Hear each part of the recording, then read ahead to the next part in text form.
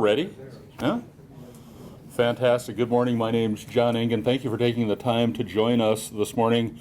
We are lucky to be enjoying the hospitality of our friends here at First Interstate Bank. This is a great corner in Missoula as well, and the views here are spectacular, and what's going on in this building in terms of commerce is spectacular as well.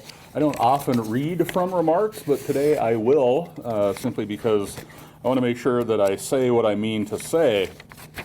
And I don't even need my glasses this morning. So when I was a little boy in the 1960s, growing up in Missoula, Montana, the Mercantile was a place. I remember visiting the store with my dad, who's now gone, who would scour boxes of sink parts downstairs in the hardware department looking for that obscure piece that would make the weird sink in our little house on South 2nd Street work for another week or two.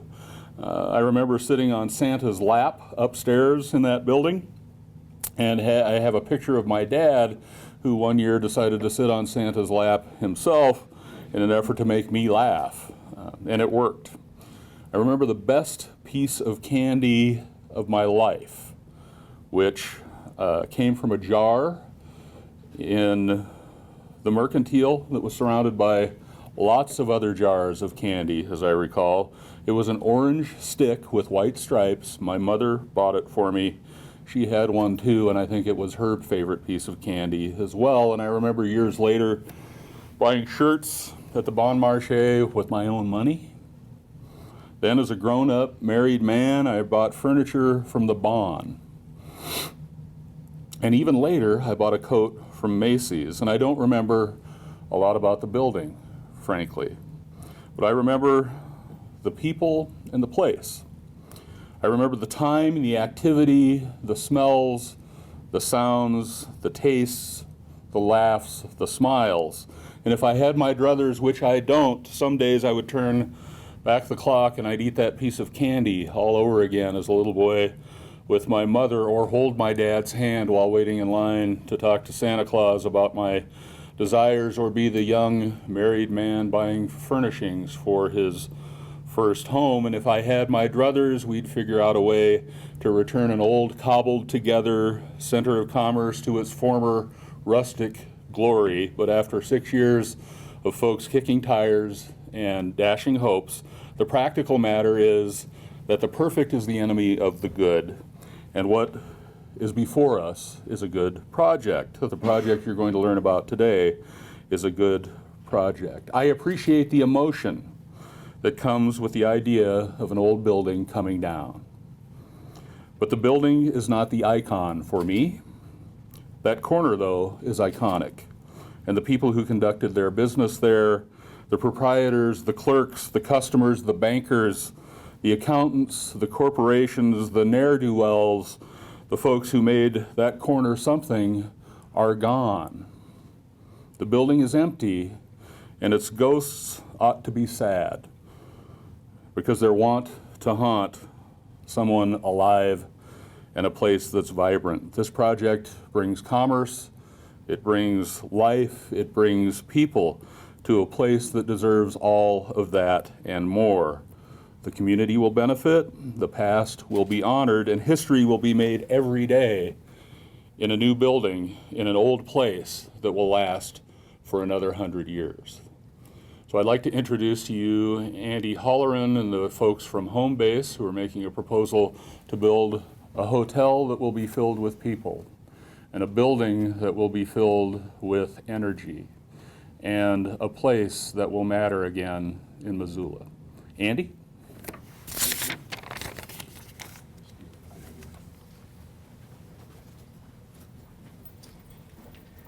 I am trapped by boards. I'll get out of your way. Well, one of the first advice I was ever given almost a year ago was never, ever follow the mayor in a speech.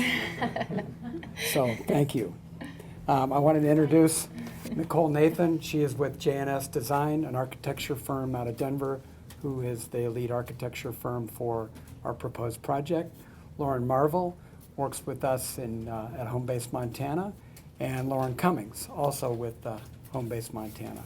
So as the mayor so eloquently described, we respect and appreciate and honor the history of this building. For 144 years, it has been a symbol for what Missoula and the surrounding community stand for. But I also echo and agree with the mayor that it's just not a physical presence. We believe, more importantly, it stands for a center of commerce, a center of trade, a center of activity and life. And unfortunately, as Jed Dennison described last night and can talk about today, that building has sat empty for 6 years. And many people, many companies have looked at the repurposing of this building in its current state, as have we. And we have come to a similar conclusion that the physical structure has passed its life. Structurally, it's no longer occupiable. And so over the past number of months, we have looked at a variety of different options. We began with a full renovation of the existing building. That led us to a partial renovation where we wanted to save half of the building. That led us to an attempt to try and save the facade of the building. And each and every step of the way, we were met with financial and economic challenges. So today, we are looking at a deconstruction of the building. We have been working closely with the home resource folks. Jason is here to really work on a repurposing and salvaging of much material as we can, not only to be reused in the new Mercantile, but distributed throughout the community. So that's how we came about. That's our approach. As the mayor indicated, this is going to be anchored by a 154-room hotel. We had talked to a number of national brands. We felt that going with the Marriott Corporation was in the best interest of the project. Marriott Corporation is the largest and most successful hotel company in the world. The Residence Inn by Marriott happens to be their strongest brand, but a big criteria for us was the ability to customize this. And that was very important to us.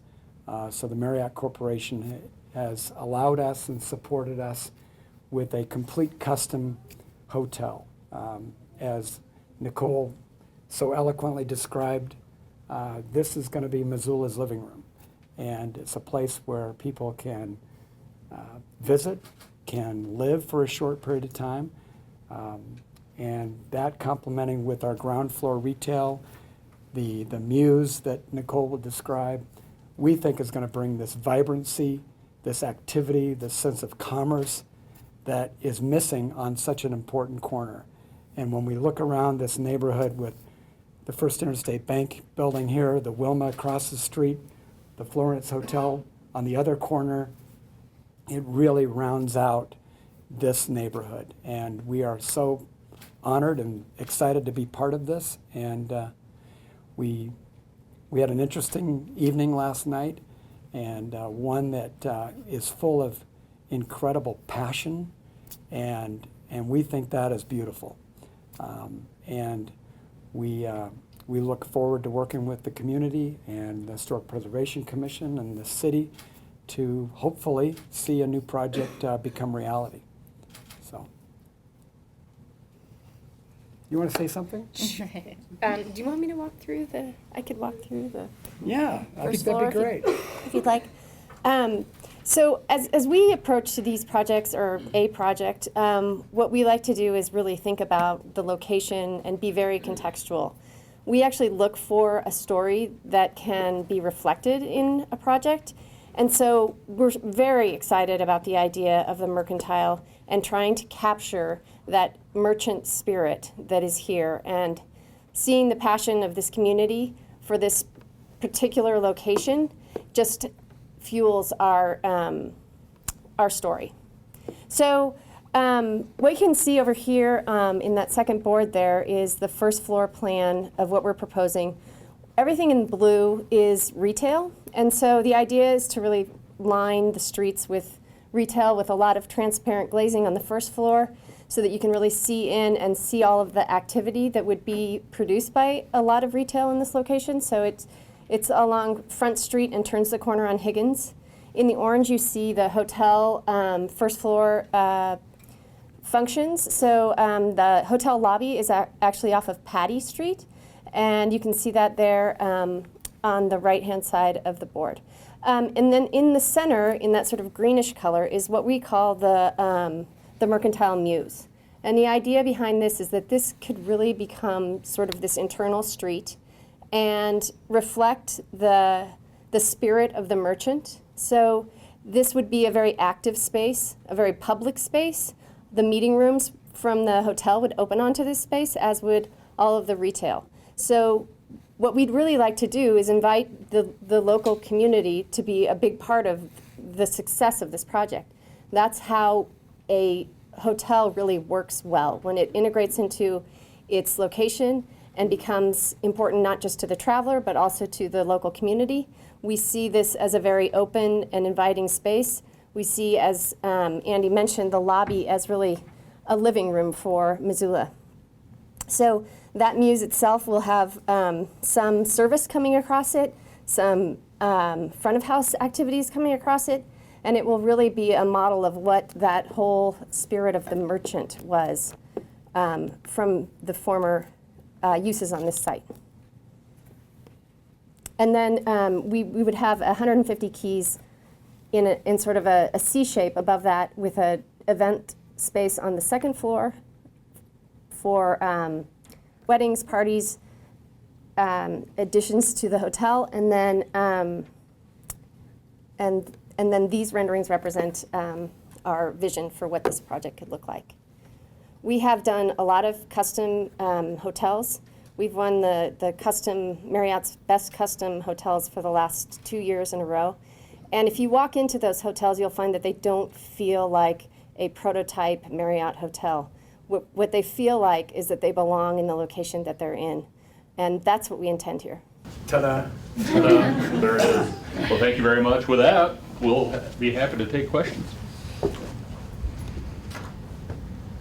You had mentioned last night that it's not a done deal. I'm just wondering, when you would close on a property, when will it become a done deal?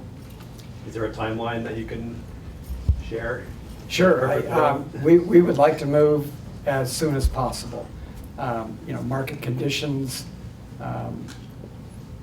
open and close, and we believe now is a great time to be doing this project in this community. We also understand that there's a process that we need to go through, which we began last night.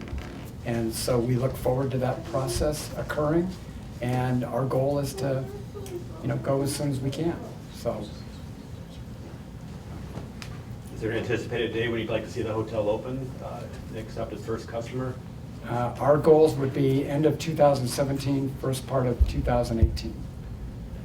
Mr. Mayor, a lot of hotels going up around Missoula, and I've had questions from folks saying, why are we building so many hotels so quickly, and will we have the people to fill them? Yeah, and so I rely on the market to tell me that, and something tells me these guys aren't going to pop $30 million unless they're pretty sure they can fill a room. Our sense around Missoula is that the hospitality industry is growing. It is tough to find a room night during peak, and one of the things that we're working on through Conference Center and the complementary project that happens at Riverfront Triangle is creating what the industry types call compression. That is, we create new opportunities for those rooms to get used and for people to visit Missoula and participate in the community.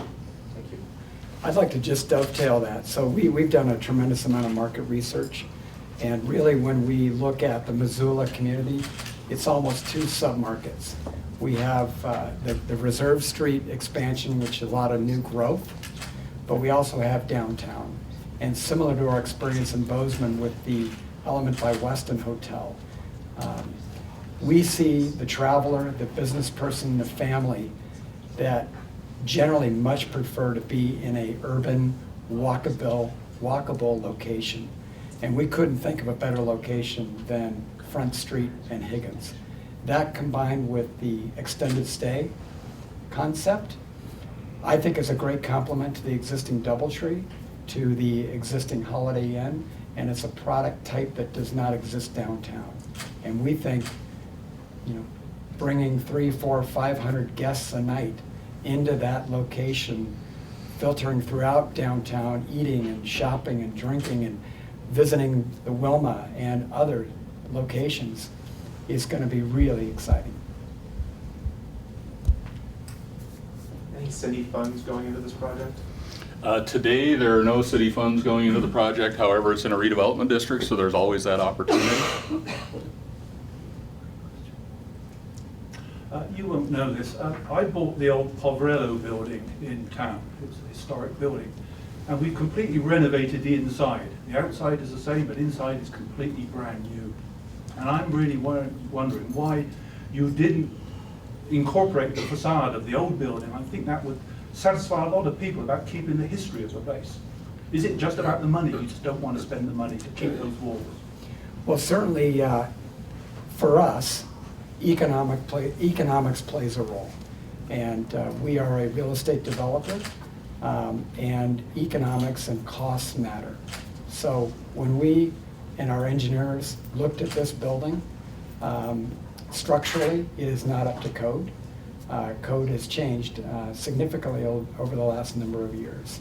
The facade itself is crumbling.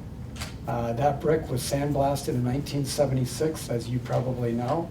And if you go touch the brick, you can see how fragile it is. So, as I mentioned earlier, our original goal was to renovate the existing building.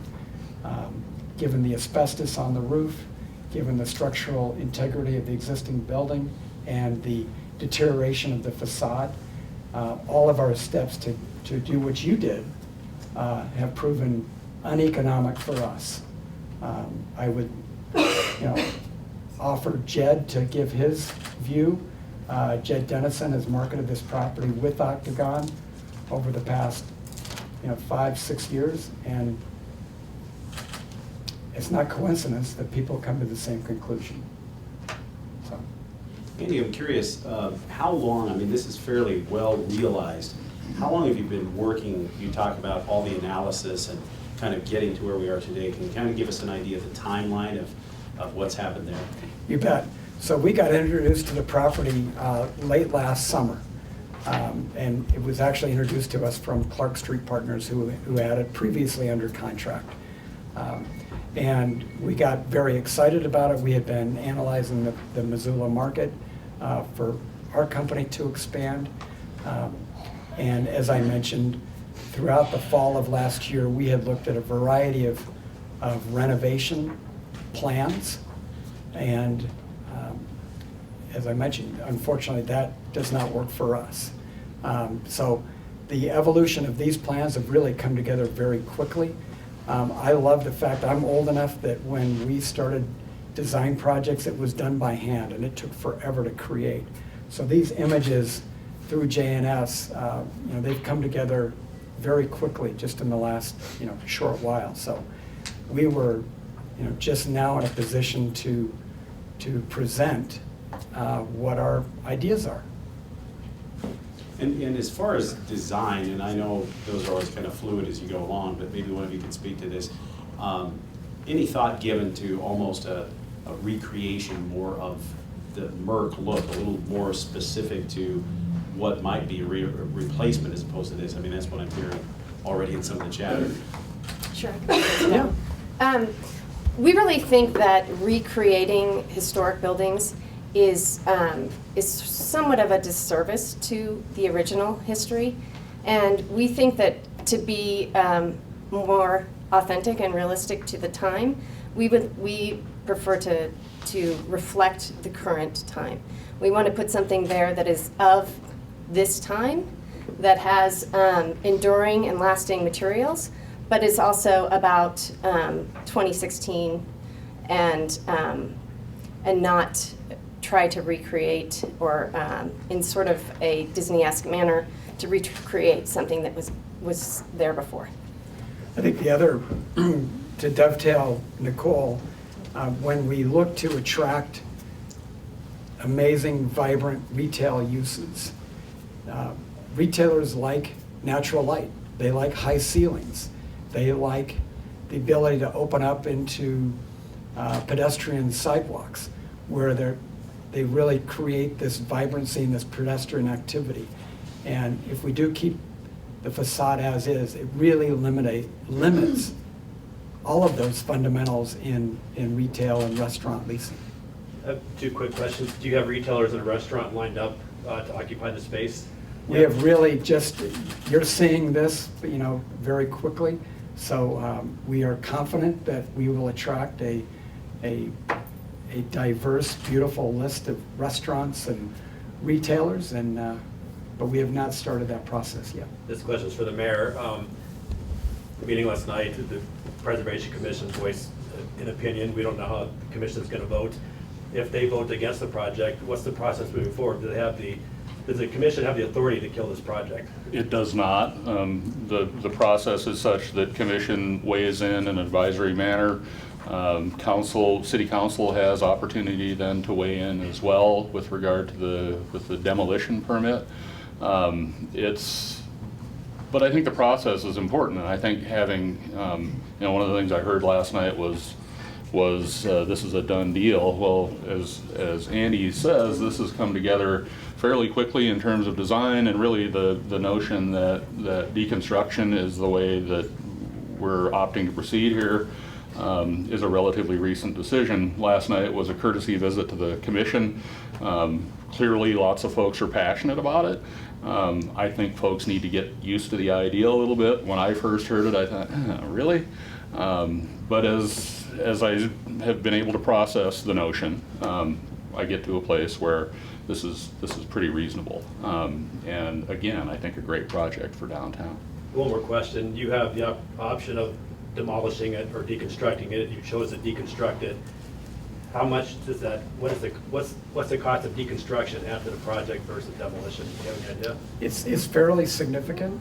The time is also equally important. We expect the demolition or the deconstruction process to last at least 90 days. And working with Jason and his team and others, it is a methodical process in order to save some of the items that Jason described last night, the dimensional lumber, the tin ceiling, the beams, the columns. There's a lot of beautiful material in there that we look to salvage. Just a quick note, Dennis, we also have, Tom Severson, president of First Interstate, and a neighbor, as it turns out, of this project is here, as is David Bell, president of Alps, who's a neighbor across the street in the Florence building, and others if you're interested in talking with those folks. And Tom has opened up the 5th floor of this building if you want shots of the Mercantile building from up above. So, Dennis. I was just going to ask the city's perspective on this, because I know over these last 5-6 years, every time we've kind of asked, what's the city's take on the Merc? It's always been, well, it's private property, we're not really involved. So could you kind of iterate again the city's role and perspective on this particular thing as opposed to maybe all the other ideas that have come along? Sure. Which always seem to be sort of hands-off. Yeah, so I will tell you that that in 2010, as a function of the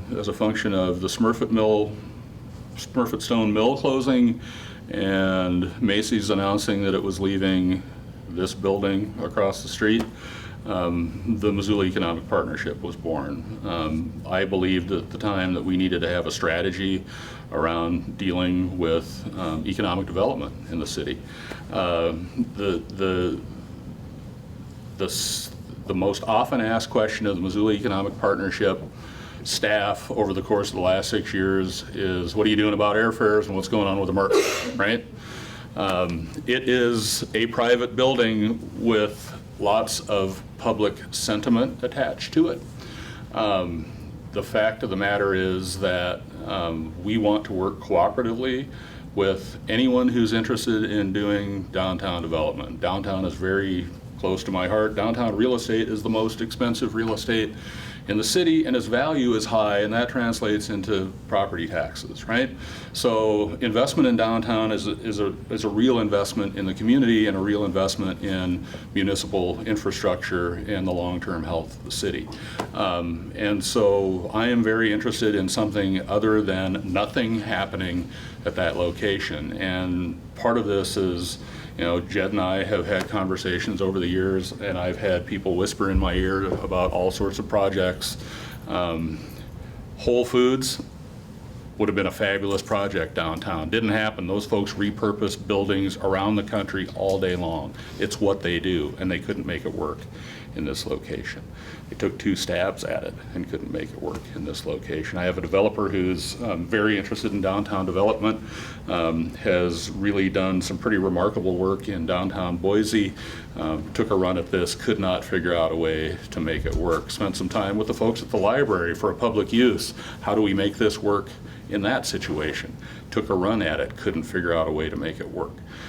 So fundamentally, we have a building that was largely cobbled together over time for all sorts of good reasons. And the cobbling just doesn't work for a modern purpose, and it certainly doesn't work for a 5-story hotel product with retail on the bottom without being expensive to the point that a reasonable person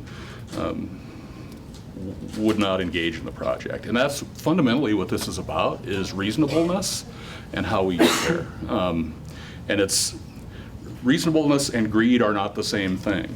And as a practical matter, folks got to make money at the end of the day. My hunch is that nobody gets particularly rich here. I could be wrong about that.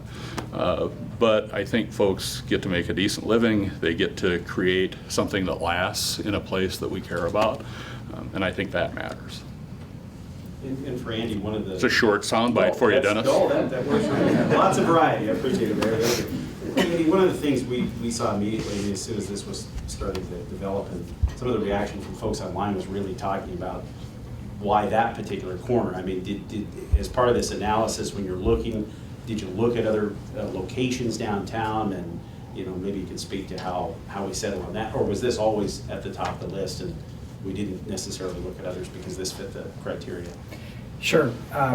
We have looked at a number of sites downtown, but clearly for us, this location is main and main. And as I've mentioned, we have approached this project first through a renovation and through a series of iterations to where we are today. We believe this corner is very important to this particular neighborhood and to downtown. We also believe it has an ability to stretch the retail component more in an east-west direction, and that's why it was important for us to put the entrance to the hotel on Patty. It really ties in to the parking garage, the market, the future student housing project, and really creates more of an east-west pedestrian activity neighborhood.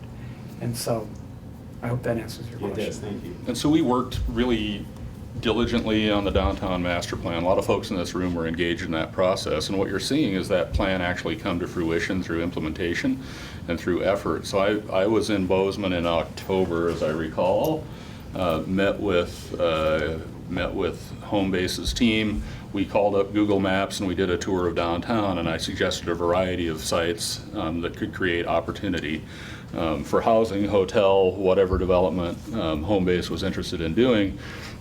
We promote urban renewal districts. We talk about our ability to assist with infrastructure and move projects forward. What you're seeing, if you look at the downtown master plan map, the epicenter is Macy's. When we were crafting that downtown master plan, there was no way in hell we were going to have a master plan that didn't call out Macy's as important, right?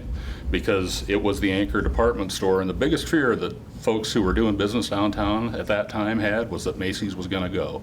Well, guess what? It went. And downtown ain't over, but the building is, right? The activity is, and so we need to figure out some way to get activity back in that really hot spot. I like this idea that it's Main and Main. That's actually kind of a cool notion. So we've been deliberate and intentional in trying to figure out ways to show investors, just like these folks, what downtown can be, what the opportunities are. And in doing so, we actually are getting what we asked for. We're getting folks making proposals to do great things in our downtown. And those of us, there are many in this room who've been around for a long time, and I talked about the Mercantile and the Bon Marché, and then the Bon, and then Macy's. When I was a kid, there was a J.C. Penney. There was it Woolworths, as I recall. There was Lucy's Furniture Store, Dragstead's Clothing Store. Downtown was a place. And then for a long time, and only thanks to the efforts of folks who were convinced that downtown needed to remain a place, organization that grew into the MDA and now the Downtown Partnership, is the place vital. And we're seeing things come full circle. People want to be back downtowns. They want to be in urban settings. They want to be where the action is, right? If you go to a city that's larger than Missoula, say Portland or Seattle, you'll see lots of downtown hotels, and the reason is that's where people want to be. I need more coffee, apparently. Were you discouraged at all by the reaction you got last night, Andy? I mean, I don't think discouraged. I think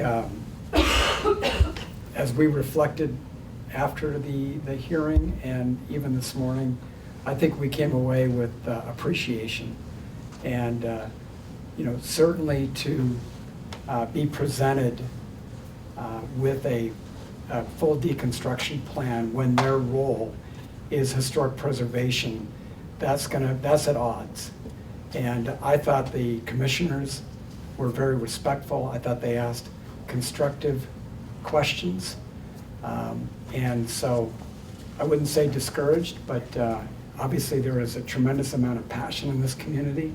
There is a tremendous amount of passion for the Mercantile, but we tend and have looked towards what really the Mercantile stood for. Last night it was great to meet Minnie Smith, who wrote the Missoula Mercantile. And when you read that book, it's not about the building. It's all about the people. And that's what we want to bring back, is the soul of that location, the sense of commerce, trade, and so. Anybody else? All right, well, thank you very much. Folks are remaining available. Again, that option for the 5th floor is yours, and thank you very much for your time and energy today. Thank you. Thanks. Good? Yeah. Are you like a capper? I'm Are